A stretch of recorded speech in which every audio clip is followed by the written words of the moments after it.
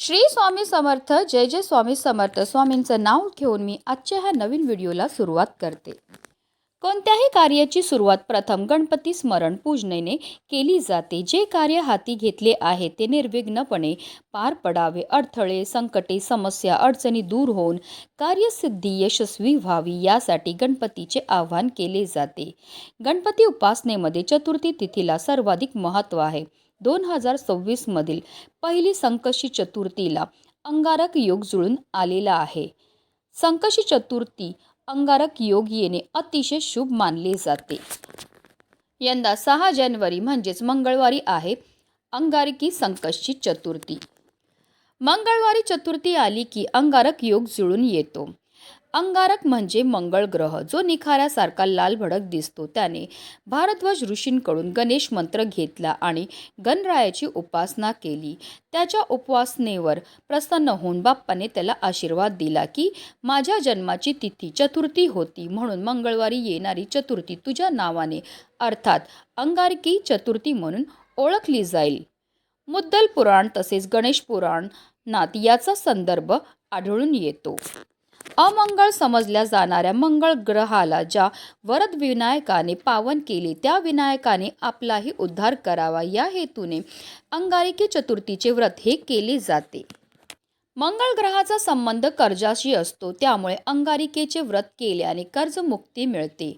तसेच नावाप्रमाणे ही चतुर्थी सर्व संकटाचे निवारण करणारी आहे. ज्यांच्या कुंडलीत मंगळ दोष आहे त्यांनी या व्रतामुळे शांती मिळते.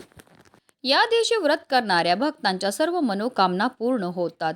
या एका चतुर्थीचे व्रत केल्याने 21 संकष्टी चतुर्थीचे पुण्य मिळते. धार्मिक दृष्ट्या हा दिवस अतिशय महत्त्वाचा असल्यामुळे या दिवशी काही प्रभावी उपायाने सेवा देखील केल्या जातात. आणि म्हणूनच अंगारकी संकष्टी चतुर्थीच्या दिवशी तुम्ही व्रत नाही केलं तरीही चालेल, पण गाईला खाऊ घाला ही एक वस्तू. ही वस्तू खायला दिल्यामुळे आपल्याला सर्व अडचणीतून मार्ग तर मिळणारच आहे, पण आपल्या कुंडलीमध्ये असणारा मंगळदोष, पितृदोष, कर्जमुक्ती होण्याचे नवीन मार्ग आपल्याला सापडणार आहेत.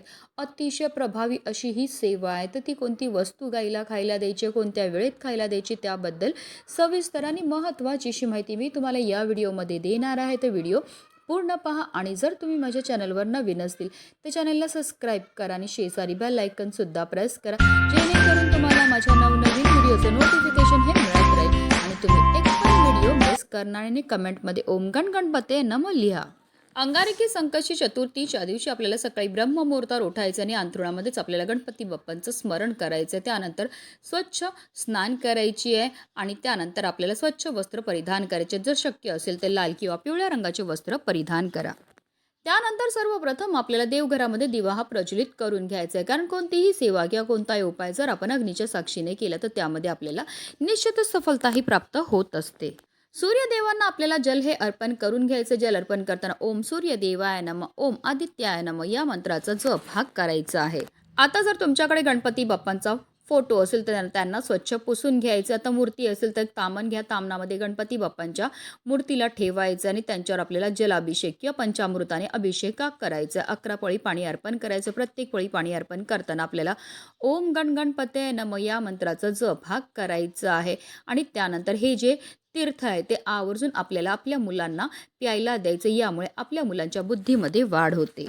जलाभिषेक करून झाल्यानंतर गणपती बाप्पांच्या मूर्तीला स्वच्छ पुसून पुन्हा त्यांच्या स्थानावर ठेवायचे. त्यांना हळद, कुंकू, अक्षदा, धूप, दीप, अगरबत्ती दाखवून घ्यायचं आहे. त्यांना लाल जास्वंदीचं फूल अर्पण करायचं. तसेच आवर्जून आपल्याला 21 दुर्वांची जुडीही अर्पण करायची आहे. कारण दुर्वा अर्पण केल्याशिवाय गणपती बाप्पांची पूजा ही पूर्ण होत नाही. पूजेचं पुण्यही आपल्याला प्राप्त होत नाही. जेव्हा आपण गणपती बाप्पांना दुर्वाची जुडी अर्पण करणार आहे तेव्हा आवर्जून आपल्याला आपल्या मनातली इच्छाही व्यक्त करायची. असं केल्यामुळे आपली किती कठीणातील कठीण इच्छाही साक्षात गणपती बाप्पा पूर्ण करतात. त्यानंतर आवर्जून आपल्याला गणपती बाप्पांना 21 मोदकाचा नैवेद्य हा दाखवायचा. नैवेद्यामध्ये मोदक बनवणं शक्य नसेल तर गुळ खोबऱ्याचा नैवेद्य दाखवला तरीही चालणार आहे. तसेच या दिवशी आवर्जून आपल्या मुलांकडनं सुद्धा आपल्याला काही सेवा ह्या करून घ्यायच्या आहेत.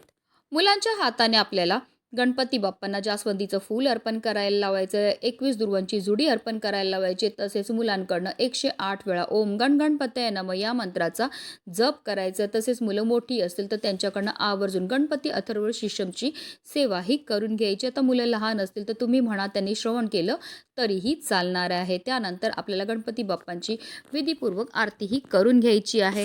त्यानंतर आपल्याला हात जोडून मनोभावे गणपती बाप्पांना प्रार्थना करायची. आपल्याकडनं झालेल्या कळत नकळत चुकांची क्षमायाचनाही करून घ्यायची आहे.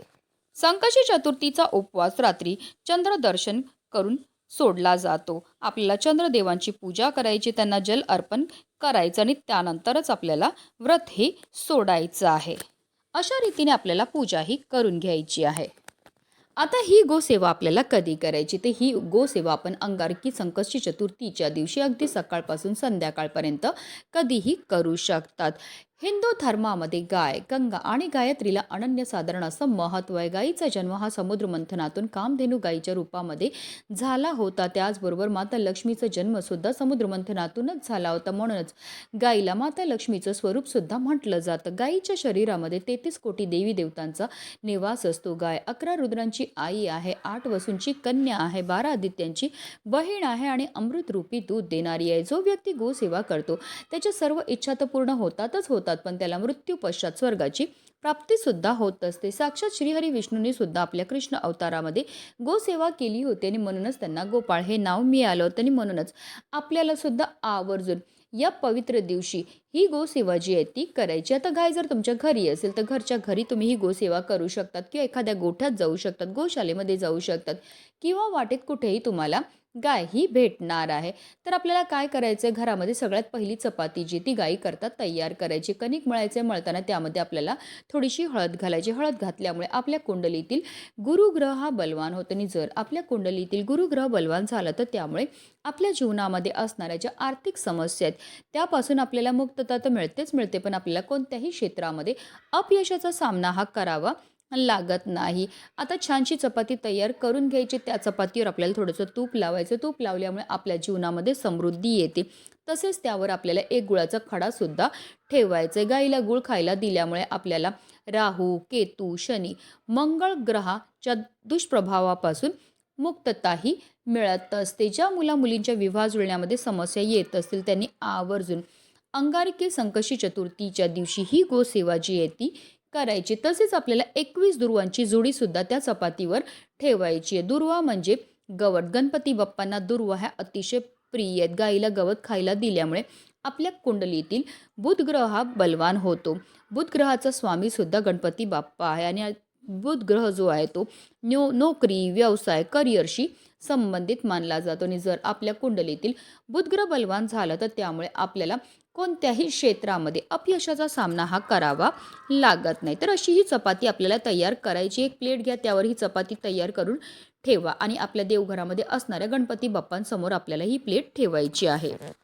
काही वेळाकरता ही प्लेट आपल्याला तिथेच ठेवायची. त्यानंतर ही प्लेट आपल्याला उचलायची आणि घेऊन जायचं आहे गायीजवळ. आता जर गाय आपल्या घरी असेल तर घरच्या घरी तुम्ही ही गोसेवा करू शकतात किंवा एखाद्या गोठ्यात जाऊ शकतात, गोशालेमध्ये जाऊ शकतात किंवा वाटेत कुठेही तुम्हाला गाय ही भेटणार आहे. गायीजवळ गेल्यावर सर्वप्रथम तिच्या दोन्ही पायावर आपल्याला पाणी अर्पण करून घ्यायचं आहे, तिची आरती करून घ्यायची आहे आणि त्यानंतर आपल्या हातातनं गायीला ही चपाती जी आहे ती खायला द्यायची. कारण असं म्हटलं जातं जेव्हा गाय आपल्या हातातनं ही चपाती खाते आणि तिची जीभ आपल्या हाताला लागते तर त्यामुळे आपल्या जीवनामध्ये असणारी जे दोष आहेत, दारिद्र्य आहे त्यापासून आपल्याला मुक्तता मिळण्यामध्ये मदतही मिळत असते.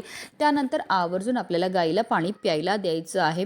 गाईला पाणी प्यायला दिल्यामुळे आपल्या कुंडलीतील चंद्र हा बलवान होतो. चंद्र हा मनाचा कारक मानला जातो आणि जर आपल्या कुंडलीतील चंद्र बलवान झालं तर त्यामुळे आपल्याला शारीरिक आणि मानसिक त्रासापासून मुक्तताही मिळत असते.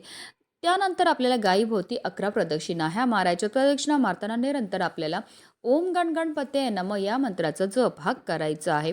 11 प्रदक्षिणा करून झाल्यानंतर आवर्जून आपल्याला गायीच्या पायाखालची थोडी माती उचलायची आहे आणि तिने आपल्या कपाळावर टिळा हा लावायचा आहे. कारण जो मनुष्य गायीला हाताचा स्पर्श करून प्रदक्षिणा करतो तसेच तिच्या चरणाखालील धूळ मस्तकी लावतो त्याला पृथ्वी प्रदक्षिणेचे व सर्व तीर्थांमध्ये स्नान केल्याचे पुण्य हे प्राप्त होत असतं. आता जर गाय स्पर्श करून देत असेल तर आवर्जून तिच्या पाठीवर आपल्याला हात फिरवायचा आणि आपल्या मनातली इच्छाही बोलायची. अतिशय प्रभावी अशी ही सेवा केल्यामुळे आपल्या जीवनामध्ये असणाऱ्या सर्व अडचणीतून आपल्याला मार्ग तर मिळणारच आहे, पण आपल्या कुंडलीमध्ये असणारा मंगळ दोष, पितृदोष यापासून आपल्याला मुक्तता मिळून मोठ्यात मोठ्या कर्जापासून मुक्तता मिळण्यामध्ये आपल्याला मदत ही मिळणार आहे. अतिशय प्रभावी अशी ही सेवा आहे, म्हणूनच व्हिडिओ जास्तीत जास्त लोकांपर्यंत शेअर करा. गणपती बाप्पा मोरया, मंगलमूर्ती मोरया.